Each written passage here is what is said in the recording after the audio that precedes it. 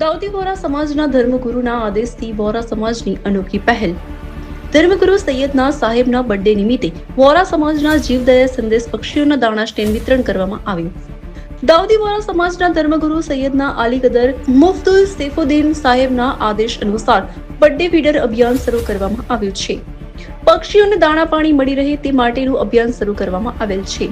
જીવદયાનો સંદેશ આપતા હોવા ફતેપુરાના જનાબ અબુલ ફાઝિલ સાકિર સાહેબની આગેવાની હેઠળ જમાતના secretary Sheikh Moizbhai Jiruwala, joint secretary Husamuddinbhai Nalawala, treasurer Kutbuddinbhai, Ghulam Aliwala, મોહમ્મદભાઈ કચરીવાલા, હાતિમભાઈ Tinwala, Ali અસગરભાઈ નલાવાડા, Sabirbhai સુનેલવાલા, Fatepura નગરમાં આવેલ હાઈસ્કૂલ, મામલતદાર કચેરી, કોર્ટ, સામૂહિક આરોગ્ય કેન્દ્ર, પશુ દવાખાના વગેરે ઓફિસમાં બર્ડ ફીડર નિઃશુલ્ક વિતરણ કરવામાં આવ્યું હતું.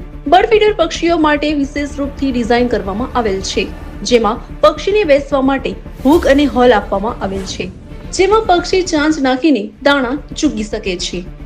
આની ડિઝાઇન બે રીતે કરવામાં આવેલ છે કે નીચેથી લઈને ઉપર સુધી આપવામાં આવેલ હોલમાંથી પક્ષી દાણા ચૂકી શકે.